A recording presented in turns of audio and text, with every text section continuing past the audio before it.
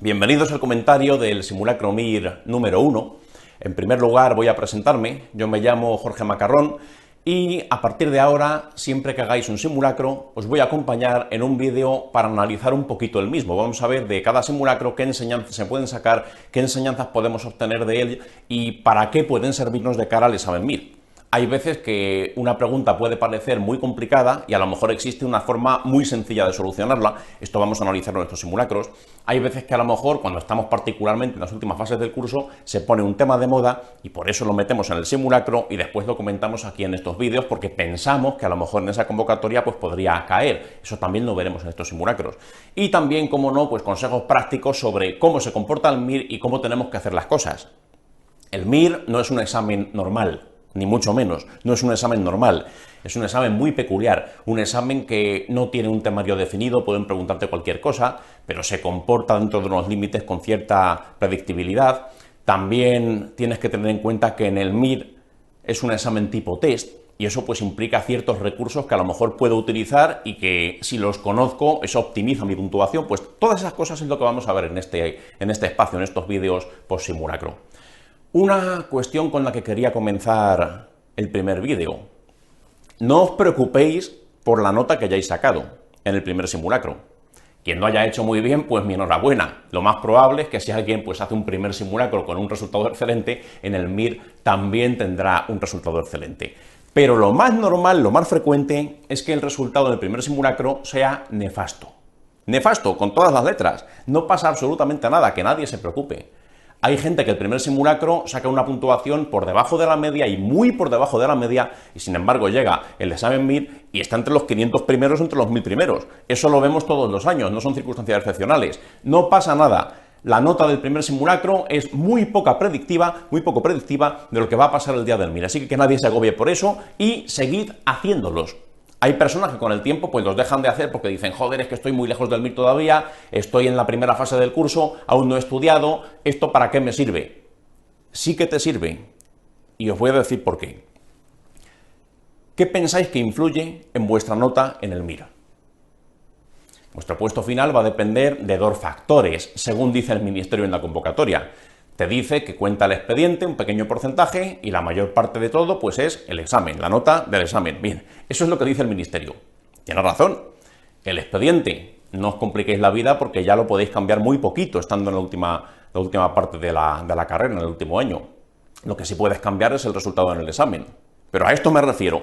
¿Qué pensáis que influye en el resultado en el examen? En lo que saques el día del MIR. ¿Qué influye ahí? Fijaros lo que influye. Influyen muchas cosas, pero básicamente se podrían clasificar en 4 categorías. Lo primero que influye, y de hecho, lo que más influye en mi nota en el MIR es esto, mis conocimientos médicos. Cuanto más sé, más acierto, evidentemente. Y esto que nadie os engañe. El MIR no es el carnet de conducir, donde a lo mejor conociendo las preguntas y sabiéndolas más o menos de memoria, pues sin estudiar prácticamente aquel cuadernillo del código de circulación, pues podía sacar un gran resultado y podía pasar el examen sin mirarme el folletín entero. Aquí no, aquí tienes que estudiarte el manual, evidentemente. Aquí la mayor parte de los puntos que tengas van a depender de esto, de cuánto sé de medicina. ¿Cuál es el problema?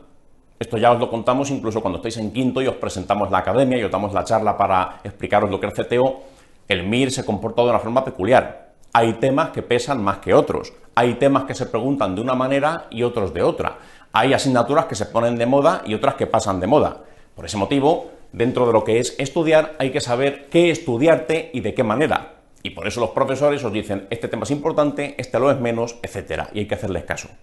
Pero es así, lo que más influye en tus resultados son los conocimientos médicos. ¿Pero cuál es el problema?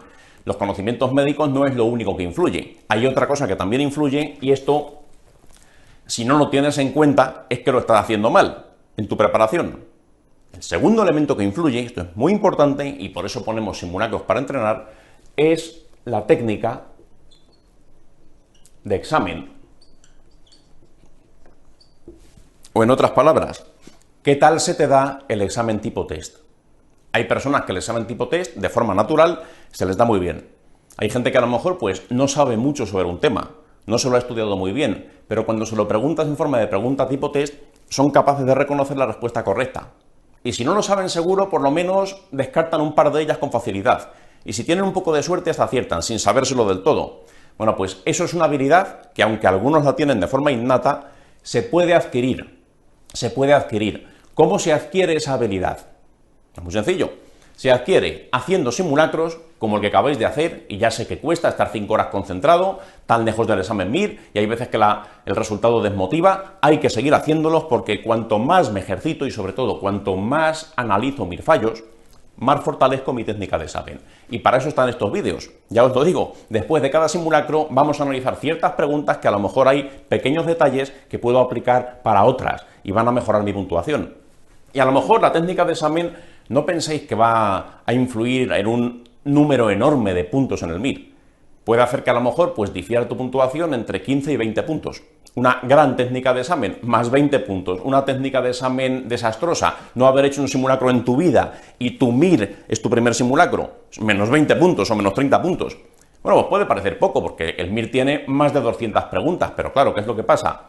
Una pregunta neta puede equivaler hasta 150, 200 puestos, dependiendo del MIR de ese año y de cuánta gente se presente, pero que es así. La diferencia entre el 2125 y el 2400, aunque hay 175 puestos de diferencia o 275 puestos de diferencia entre ellos, pues eso puede ser punto y medio, perfectamente. Así que cuidado, que esto importa mucho. Hay que hacer simulacros y sobre todo hay que analizarlos después. Una cosa muy importante y que mucha gente no se da cuenta: después de cada simulacro hay que dedicar el tiempo suficiente a corregir los fallos. Se puede hacer de muchas maneras. Estos vídeos están para ayudaros con algunas preguntas de cierto interés, pero las que no salgan en estos vídeos también las tenéis que analizar. Pregunta que he fallado, por ejemplo, me dieron la cardio la semana pasada y resulta que me han puesto 15 preguntas de cardio o 20 preguntas de cardio en este simulacro y he fallado la mitad. Esas que has fallado tienes que mirar por qué las has fallado. Y eso te va a dar una enseñanza que puede ser superior a la que tú obtengas estudiando muchísimas horas durante una tarde, o la que obtengas incluso durante una clase, porque los fallos que cometes se quedan grabados. Un fallo te puede enseñar mucho más que el mejor de los profesores, pero tienes que aprovecharte de ellos. Por eso los fallos después se analizan. Muy importante ese detalle.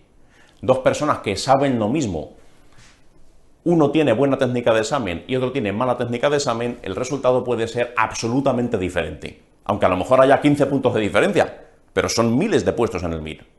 Otra cosa que también influye y que también tienes que considerar, esto ya hablaremos a final del curso, cuando ya queden pocos meses para el MIR o incluso pocas semanas, influyen cuestiones psicológicas. Cuestiones psicológicas. ¿Cómo qué? Pues la actitud. Las últimas semanas vais a ver, esto ahora pues puede parecer ciencia ficción, puede parecer que me estoy poniendo muy místico, pero no, esto es una cosa que ocurre todos los años y que ya insistiremos en ello. Hay personas que las últimas semanas, el último repaso, lo dan de forma sana y productiva y llegan al MIR con una actitud positiva y dicen, bueno, pues esto es difícil, esto me ha llevado mucho trabajo durante el curso, muchas horas de estudio, pero igual que otros han podido con ello, yo también voy a poder, voy a entrar al aula y voy a entrar con una actitud de lucha.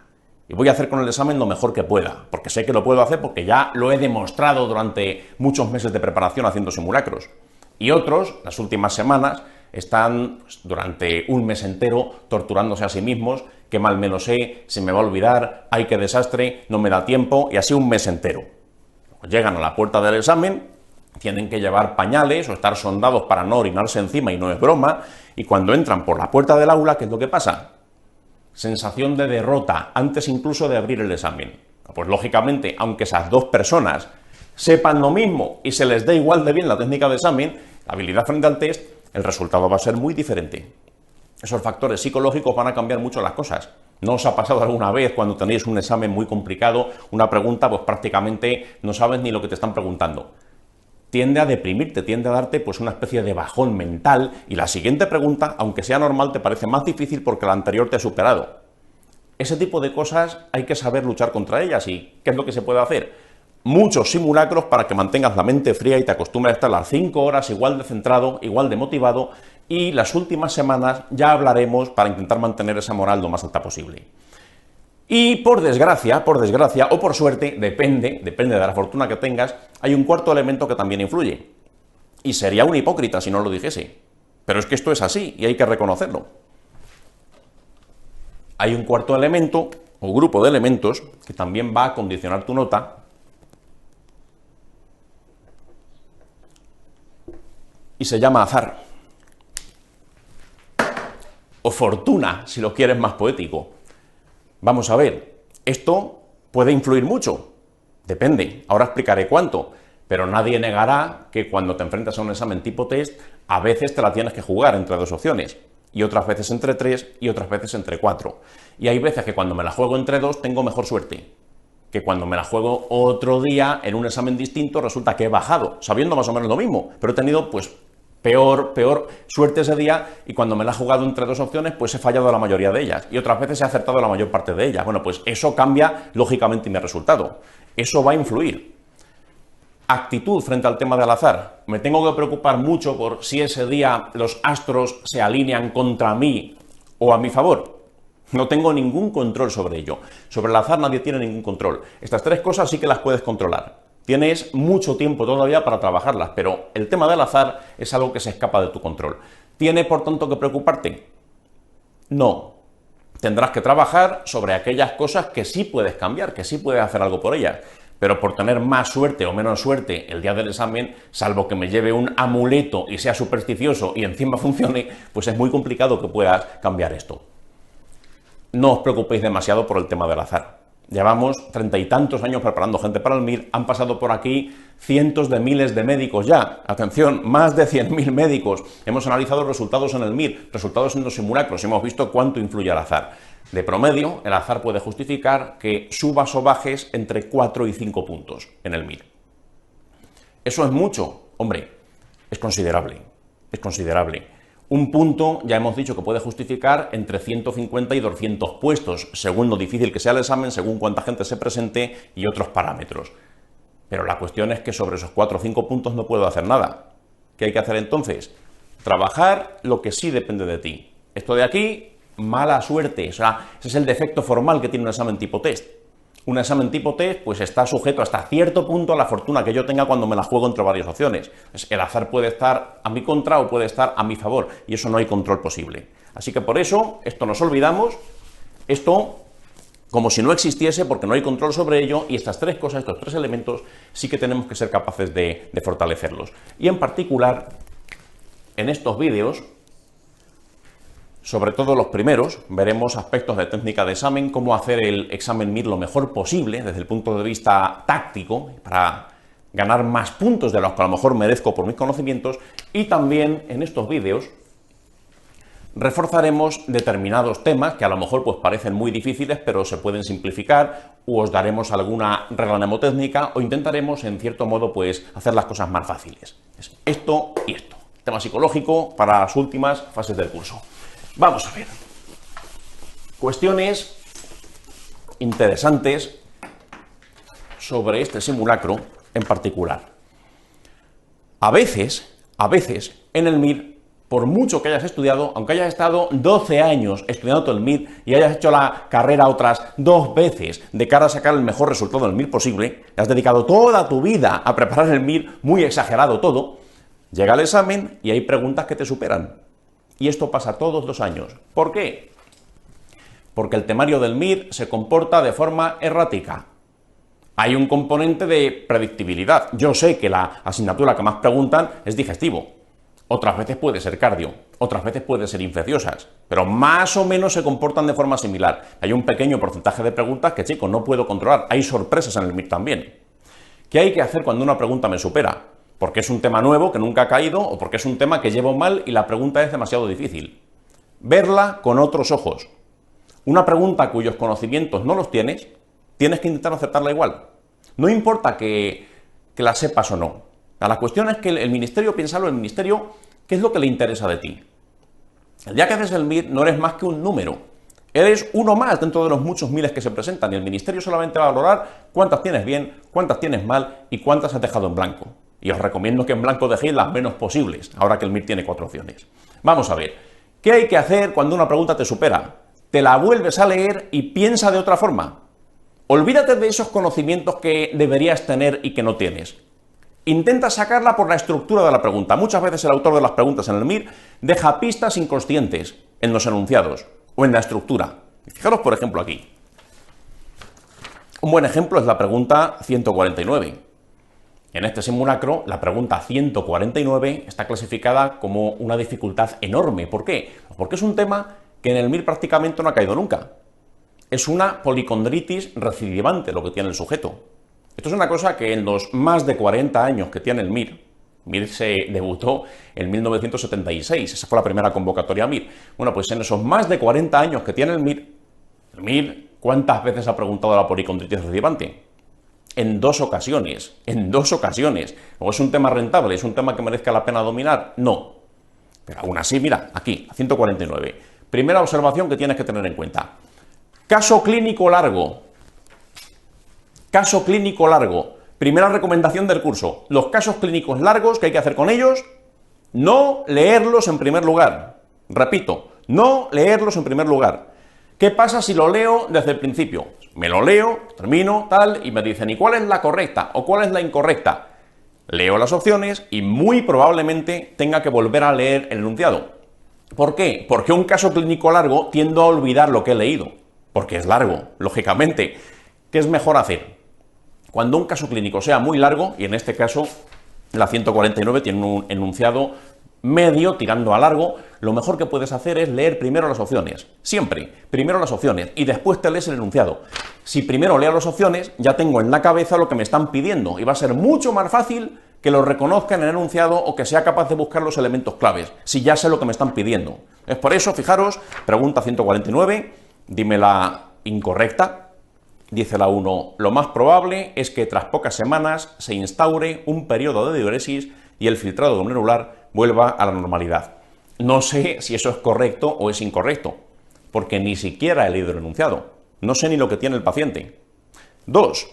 La resolución espontánea es excepcional en estos casos, siendo más probable cuando el desencadenante ha sido un proceso infeccioso y tras la desaparición de este. Vamos a ver. De la 1 no sé nada. De la 2 tampoco sé nada, no sé ni lo que tiene porque no he visto ni el enunciado, pero lo que sí que me he dado cuenta, ya para empezar, es que la opción número 1 y la opción número 2, ¿qué les pasa? Esta es la ventaja de un examen tipo test. Analizando la relación entre las opciones, puedo sacar más puntos de los que merezco, por lo que sé. La 1 y la 2 son antagónicas, son opuestas, y esta es la enseñanza más crítica que tienes que sacar de esta pregunta. Dos opciones contradictorias, una miente y otra dice verdad, como es lógico. Y fijaros, la 1 dice que esto se va a resolver solo, que en pocas semanas esto se cura solo, y la 2 dice que la resolución espontánea es excepcional en estos casos. Luego entonces, si sé que la 1 y la 2 son antagónicas y por tanto una de las dos tiene que ser la solución, me están pidiendo la falsa, una de las dos tiene que ser falsa. ¿Cómo serán la 3 y la 4? Lógicamente, verdaderas. Me piden la falsa, sé que está entre la 1 y la 2. La 3 y la 4 son verdaderas, por tanto, me las leo, a ver qué información saco, y vamos a ver qué dice la 3. La administración de anticoagulantes sería lógica por la participación del proceso de coagulación en la patogénesis de la formación de semilunas, pero los resultados clínicos son inciertos.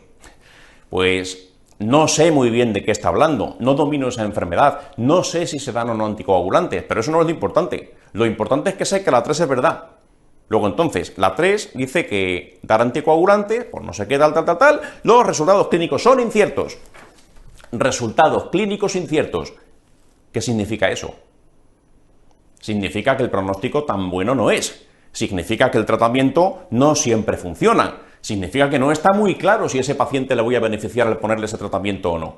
Luego entonces, la 3, ¿qué te parece que está respaldando? ¿Esto se va a resolver solo o esto va a ir mal?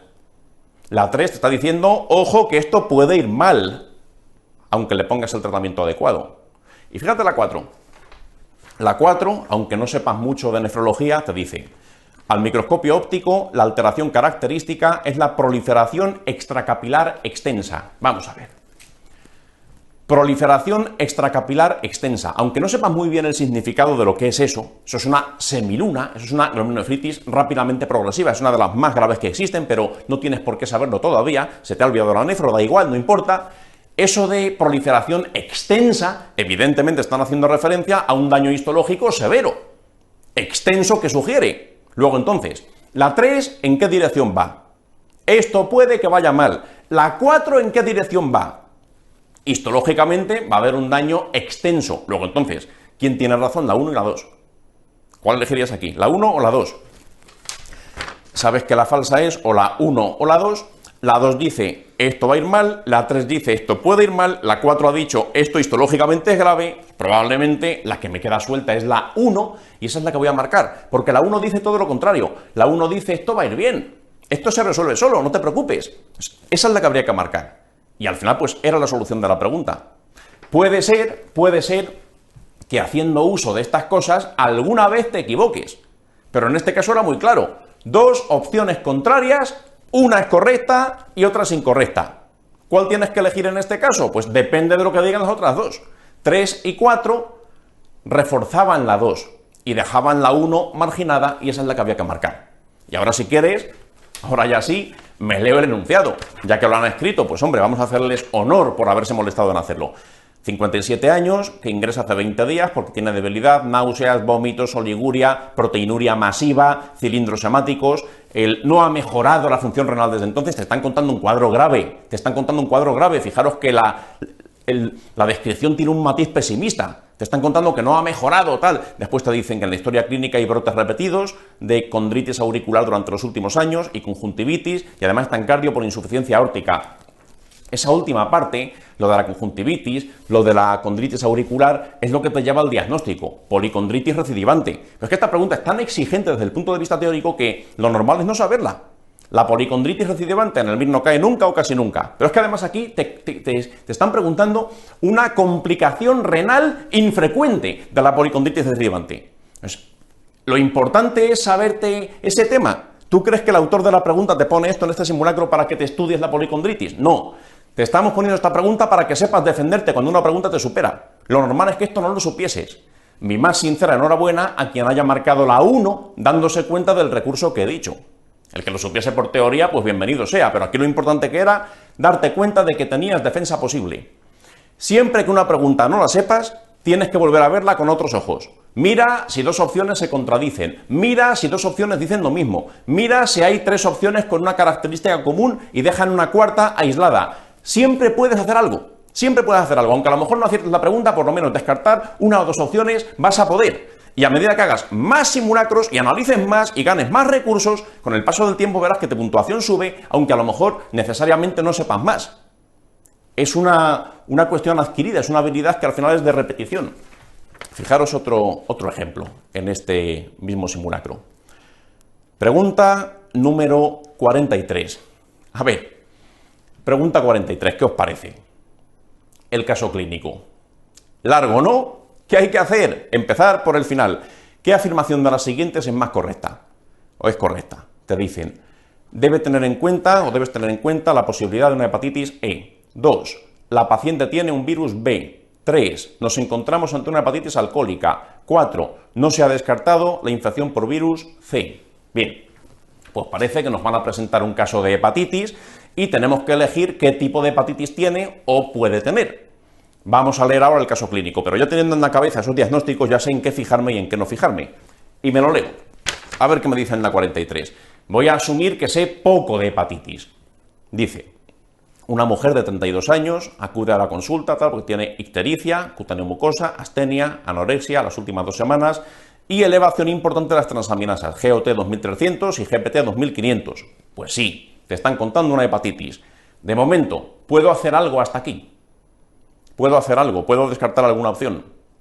Pues hombre, aquí, con ese patrón enzimático, esto es una cosa que quien no lo sepa a día de hoy, que no se preocupe, ya llegará un momento en el que sí lo sepa, pero con ese patrón enzimático ya puedes prácticamente asegurar que una hepatitis alcohólica no es.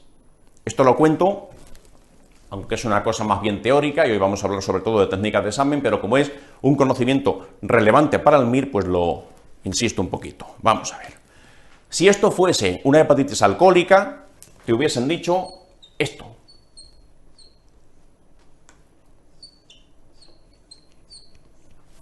En el MIR, si tienes que saber una sola cosa sobre la hepatitis alcohólica, que sea esto, GOT mayor que GPT.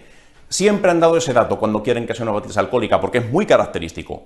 Cuando la hepatitis es vírica, o es medicamentosa, o es de otro origen, suele ser al revés. La GPT es la que está más alta. Bueno, pues en la alcohólica es la GOT la que está más alta. Entonces, simplemente por eso, aquí en la pregunta 43, pues la número 3 no sería muy creíble, pero aún así, vamos a hacer como que esto no lo supiese.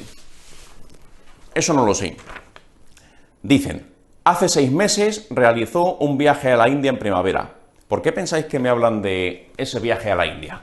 ¿A qué viene eso? ¿Qué puede haber hecho en la India? ¿O qué puede tener que ver la India con los 4 diagnósticos posibles? En la India podría haber contraído una hepatitis E. Es una cosa que es más o menos frecuente, o más frecuente por lo menos en el sur de Asia que en nuestro medio. Entonces, si te cuentan que se ha ido a la India, es por eso. Pero claro, también te ha dicho que hace 6 meses.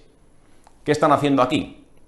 Hace 6 meses es demasiado tiempo para que esto sea debido a ese viaje a la India. El periodo de incubación de una hepatitis E es de semanas, no es de meses. Entonces, por ese motivo aquí habría que descartarla. Sigo leyendo. Me dicen, no ha recibido transfusiones, no ha consumido drogas por vía parenteral. Me cuentan que tiene un tatuaje en el glúteo derecho, que le hizo hace 9 semanas un amigo, mientras bebían, atención a esta descripción, mientras bebían grandes cantidades de martini con limón en una fiesta. Bueno, serología viral, antígeno S negativo, anticor positivo, IgM anticor negativo, ELISA para virus C negativo, IgG para virus A positivo. ¿Cuál es correcta? A ver, con lo que sabemos. Un error muy típico, que cometéis mucho, sobre todo al principio, es que intentáis resolver la pregunta intentando acordaros de aquello que ya habéis olvidado, de aquello que está en el libro pero que ya no está en tu cabeza. Ese no es el enfoque correcto. Cuando una pregunta no te la sepas, intenta acertar con lo que sí tienes. Y hay muchas veces que lo que sí tienes, aunque te parece que es poco, te parece que no es suficiente, puede serlo para sacar una pregunta, si lo acompañas de técnica de examen o de sentido común incluso. Fijaros, aquí, lo de la número 3, el sentido común. Esto puede ser una hepatitis alcohólica, aunque no sepas lo de las transaminasas. ¿Cuándo fue la fiesta? ¿Qué te han querido decir con esto? Que se bebió no sé cuántos litros de martini con limón. Bueno, pues muy bien, pues espero que se divirtiese mucho, pero ¿cuándo fue la fiesta? ¿Qué te han dicho? Hace 9 semanas, hace 2 meses del botellón, hace 2 meses de la fiesta. Nadie tiene una hepatitis alcohólica a los 2 meses de esa ingesta masiva. Una hepatitis alcohólica es una cosa que ocurre de forma pues más o menos inmediata o a los pocos días como mucho de una ingesta masiva de alcohol. Pero cuando han pasado 2 meses, difícilmente ese alcohol va a ser el causante de ese cuadro. Así que por eso, aunque no sepa mucho de hígado, por lo menos el sentido común me contradice esa opción. Resto de las opciones que me dan. Fijaros, por ejemplo, la 1. Debe tenerse en cuenta una hepatitis E. Cuidado, cuidado. Te la han mandado a la India, de acuerdo, pero ¿por qué te han puesto un periodo tan largo? Varios meses, para que no sea esa. ¿Qué te están intentando hacer reflexionar aquí? Dentro de los virus hepatotropos, si hay alguno que pueda tener tantos meses de latencia hasta que sea detectable o hasta que tenga alguna consecuencia, no es el virus de la hepatitis E. La hepatitis E es una cuestión de semanas. Y aunque eso no lo supieses, 6 meses tenía que sonarte como demasiado. Y fíjate aquí, también en la estructura de la pregunta.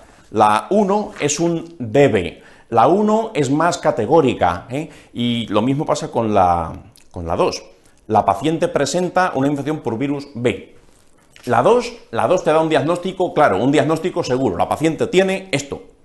En primer lugar, si no sabes nada, ese tipo de afirmaciones tan categóricas son para desconfiar.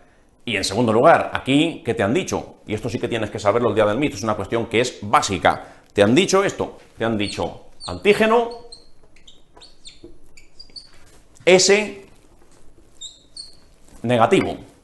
Pues ya está. No tiene hepatitis B. No tiene hepatitis B. Si yo tuviese una hepatitis B, ya sea aguda o ya sea crónica, el antígeno de superficie sería positivo. Listo. Se descarta ese diagnóstico. Oiga, es que tiene el anticuerpo positivo. Bueno, pues si tiene el anticuerpo positivo, eso quiere decir que en algún momento de su vida esta paciente habrá estado en contacto con el virus B, habrá desarrollado inmunidad frente a él, pero en este momento, con un antígeno de superficie negativo, no tiene hepatitis B. Acordaos de esto, es una de las enseñanzas importantes teóricas de esta pregunta. Para tener hepatitis B, esto tiene que ser positivo, el antígeno de superficie. Bueno, pero sea como sea, aquí ante la duda, dentro de que a lo mejor no domino mucho el tema de hígado y no sé muy bien si es la 1, si es la 2, si es la 3, fijaros la 4, dice, no se ha descartado un virus C. No se ha descartado. Ese no se ha descartado es equivalente a un puede.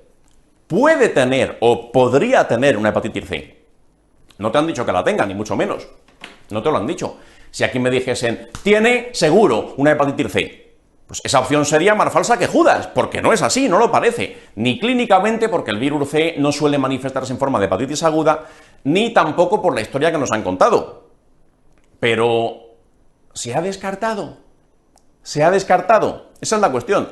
No se ha descartado, es como un puede. Luego, entonces, ante la duda, si no lo sabes, fíjate de aquellas opciones que sean más laxas, de aquellas opciones que sean más abiertas. Un puede, un se ha descrito, un érase una vez. En medicina suele tener razón, porque es una ciencia biológica. Igual que cuando te digan solo, siempre, nunca, y usen ese tipo de palabras, desconfía, porque normalmente no van a tener razón. Pues aunque solo sea por eso, aunque solamente sea por cómo lo cuentan, tendrías que haber marcado la 4. No se ha descartado un virus C. Ahora veremos la teoría y veremos por qué no se ha descartado un virus C. Pero es muy importante hacer este ejercicio, cuando sobre todo en las primeras partes del curso todavía no tienes ni idea, todavía no has estudiado mucho, aprovéchate de la técnica de examen y verás cuántos puntos puedes sacar que a lo mejor no mereces por los conocimientos que tienes. Una cosa muy importante, y esto te lo da la experiencia, es la psicología de las preguntas. Muchas veces el autor de la pregunta te está llevando de la mano y te está dando alguna clave. ¿Y aquí qué te han dicho? Un viaje a la India, pero hace mucho tiempo, que ha bebido alcohol, pero hace mucho tiempo, pero fíjate qué pintoresco. Cuando en un caso clínico en el MIR te digan, el paciente o la paciente trabaja en no sé qué cosa, viene de no sé qué país, ha comido no sé qué, cuando te den cualquier dato, los antecedentes personales que te dan suelen tener alguna importancia directa para el diagnóstico, si no, no lo hubieran dicho, sobre todo cuando son pintorescos. Aquí fijaros, estaba hace 9 semanas con un amigo. En una fiesta, no te han dicho que estaban borrachos, pero sí te han dicho que bebían grandes cantidades de martini con limón. Si yo bebo grandes cantidades de cualquier bebida alcohólica, lo normal es que termine como mínimo un poco contento. ¿Y qué te han dicho? Que estaban en esa fiesta, allí sentados, el amigo, la amiga, y resulta que le dijo, oye, ¿te importa si te tatúo el culo? Tal cual, te están contando eso. Píntalo en tu cabeza, una fiesta con mucho ruido, mucho cachondeo, 2 personas sentadas ahí tal que han bebido mucho y uno le ofrece tatuarle el culo. Y ella dice, ah, pues muy bien, pues tatúame el glúteo derecho, y así es como lo hace. Se sienta tal, empieza a tatuarle su hemiculo derecho y imagínate la situación.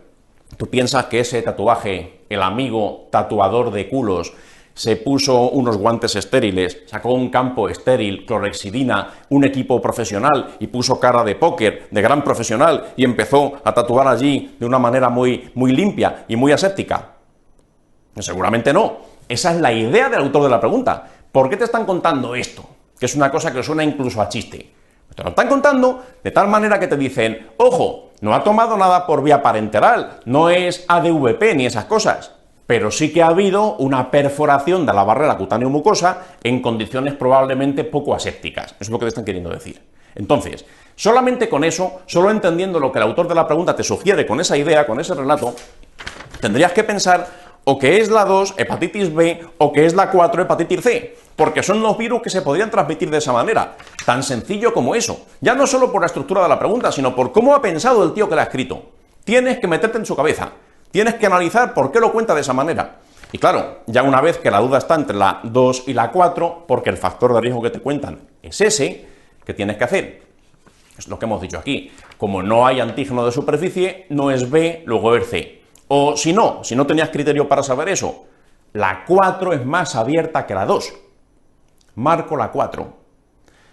Ya, claro, pero es que aquí me han dicho que el ELISA para virus C es negativo.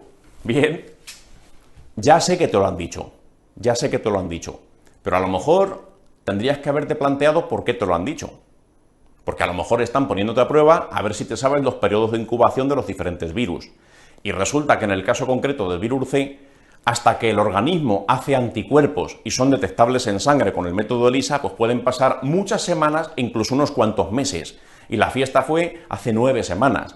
Luego estamos todavía dentro de la posibilidad de que aún no sea detectable esos anticuerpos antivirus C en sangre. Pero aunque no supieras eso, aunque no supieras que hay un periodo ventana muy largo o potencialmente muy largo en el virus C, tal como está redactada te están invitando a que pongas la 4. No era una pregunta tan complicada, ni mucho menos. Así que por eso, ¿qué es lo que hay que hacer?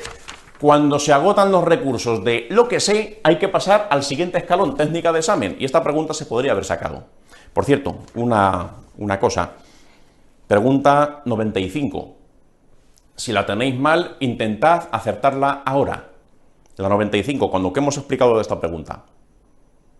La 95 nos cuentan anorexia, astenia, náuseas, debilidad, dolor abdominal vago, ictericia, pérdida de peso, te cuentan aumento de la fosfatidina, te cuentan aumento de la bilirrubina total, te cuentan que se prolonga el tiempo de protrombina, hasta aquí te están contando una hepatitis de cierta severidad, porque si no, no había esa prolongación del tiempo de protrombina, es un marcador de gravedad, pero fijaros atención a la siguiente, cociente AST-ALT superior a 2. Importante.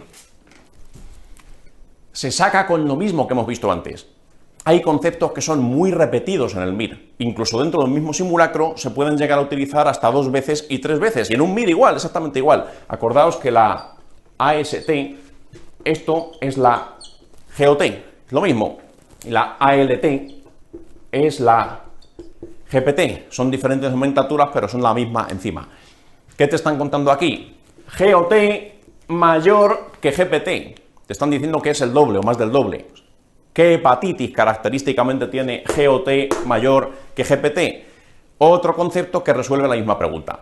Por eso, en la 95 la respuesta correcta, pues lógicamente sería la 3, hepatitis alcohólica. Es el mismo detalle que te dije antes, pues te resuelve esta pregunta. En la anterior te estaban diciendo que era una vírica a través de las enzimas. Por eso es tan importante el desglose. En el desglose, cuando estudiéis el tema de hígado, el tema de hepatitis, pues vais a ver que esto de GOT mayor que GPT igual a hepatitis alcohólica, eso soluciona muchas preguntas en todo el tema del MIR, todas las preguntas que han salido de ese capítulo. ¿Qué hay que hacer entonces? Estudiarse muy bien el desglose, no solo los simulacros y después analizar los fallos que cometes, sino en el desglose. Siempre que estudies un tema, estate muy pendiente de esas preguntas de los simulacros, no, esas preguntas del desglose que fallas y que no entiendes bien. Porque siempre encierran alguna pequeña llave que te permite acertar el siguiente MIR, que puede ser el tuyo. Los desgloses son más rentables que el manual, bastante más rentables que el manual. El manual exige muchas más horas. El desglose basta entender una pregunta y con ese pequeño concepto sacarías otra al día de tu MIR. Así que nada, eso muy importante. Pregunta que fallas, pregunta que tiene que ser una enseñanza, no solo en los simulacros, sino también en el desglose. Vamos a ver otra pregunta, que es la número 54, que se podría sacar también por técnica de examen, y con el mismo recurso que hemos visto en la 43, dependiendo de cómo se expresan las opciones. Insisto, la medicina es una ciencia biológica, y las cuestiones biológicas, las excepciones, existen siempre. Hay 1000 excepciones. Por eso un puede, se ha visto, está descrito, ya sabes lo que tienes que pensar. Y un solo, siempre, nunca, ya sabes lo que tienes que pensar.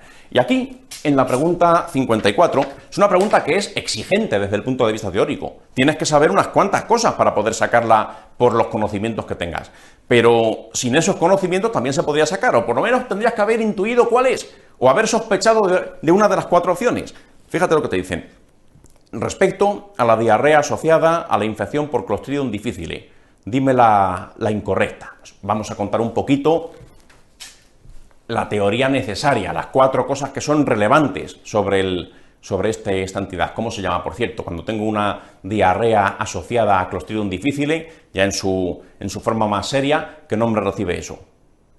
Colitis pseudomembranosa, acordaos, colitis pseudomembranosa. ¿Qué tiene que pasar para que yo tenga una colitis pseudomembranosa? Pues hacen falta 2 condiciones. Primera condición, Clostridium difficile tiene que ser parte de mi flora. Repito, parte de mi flora. La flora intestinal de los diferentes seres humanos cambia ligeramente de unos a otros. Hay poblaciones de bacterias que tú puedes tener y tu compañero no. Bueno, pues hay gente sana, sin ningún problema, que tienen Clostridium difficile en su tubo digestivo, sin que les produzca ningún tipo de patología. Simplemente está ahí y ya está.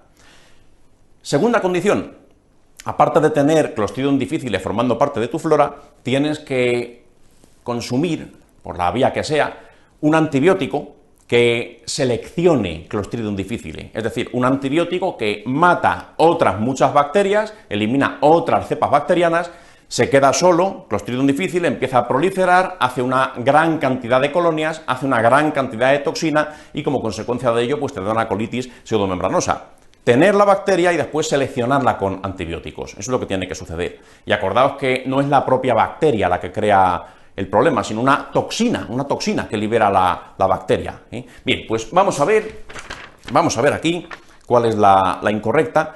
Dice la opción número 1, en caso de infecciones graves, se ha demostrado la superioridad del tratamiento con vancomicina sobre metronidazol. Esto requiere saber bastante. El tratamiento habitual de la colitis pseudomembranosa es verdad que es metronidazol. Ese es el tratamiento que inicialmente suele ponerse. Pero en casos graves, o en casos que a lo mejor no funciona bien el metronidazol, se puede usar como alternativa vancomicina, que parece que es superior en esos casos graves o en esos casos refractarios. Y eso alguna vez se ha preguntado en el MIR, eso conviene que lo llevéis claro para el examen. Pero bueno, que no lo sepas a día de hoy, pues no pasa nada. 2. Solo se ha descrito este tipo de diarrea en pacientes que habían recibido antibióticos por vía intravenosa en los 15 días previos. Vamos a ver, aquí, aunque no tengas ni idea, aunque no sepas cuál es el tratamiento, ni cuál es la causa, ni cuál es el origen, la 2 suena muy mal, porque fíjate lo restrictiva que es. Un solo es tan difícil de cumplirse como un siempre o un nunca. Pero es que además aquí es un doble solo, porque está poniendo dos condiciones. Te están diciendo, solo por vía intravenosa, solo si el antibiótico ha sido por vía intravenosa, es decir, con que haya habido un solo caso de colitis pseudomembranosa por vía oral o por cualquier otra vía que no sea intravenosa, la opción 2 ya no tiene razón. Un solo caso en la historia. Pero además me dicen, en los 15 días previos, te están diciendo que si se manifiesta el día 16 es imposible que se trate de una colitis pseudomembranosa. Esto parece muy exigente, muy restrictivo y por tanto me haría desconfiar mucho de esa opción número 2. Que a lo mejor luego después resulta que me equivoco, pero tienes que manejar un criterio a la hora de responder. Y si el criterio no puede ser teórico porque no domino el tema, pues coño, usa un criterio práctico. Y en este caso hubieras tenido razón. Puede manifestarse más allá de los 15 días del consumo del antibiótico, perfectamente. Puede manifestarse si ha sido por otra vía. Vía oral, por ejemplo, también podría producir una colitis pseudomembranosa. Aunque no lo supieses, una excepción siempre es contemplable en una materia como la medicina. Entonces, por eso aquí, aunque no tengas ni idea, la 2 es la que tenías que haber marcado. Dice la 4, la detección de la toxina en heces es la prueba de elección para el diagnóstico. Esto es lo que antes os decía. Es la toxina la que produce el cuadro. Y el diagnóstico se basa precisamente en la detección de la toxina. ¿Por qué? Porque este bicho, Clostridium difficile, es difícil de cultivar. No es cultivable. Entonces, por eso es muy complicado, si es un bicho difícil de cultivar, que puedas basar en un cultivo el diagnóstico. Por eso es mucho más lógico detectar la toxina, que es mucho más simple. Por eso se llama difícil, por eso le han puesto ese apellido.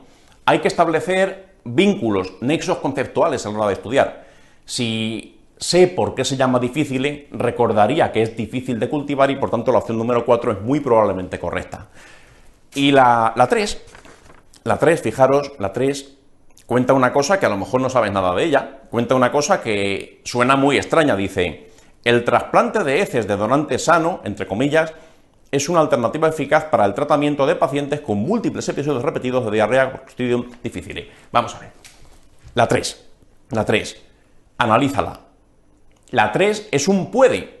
¿Qué te están diciendo? El trasplante de heces puede usarse como alternativa. Aunque no hayas oído hablar en tu vida del trasplante de heces, la 3 es un puede y la 2 es un siempre, o un solo en este caso. ¿De cuál te fías más? ¿De cuál te fías menos? Pues esto hubiera sido un punto sencillo, simplemente por fijándote en cómo está redactada una opción.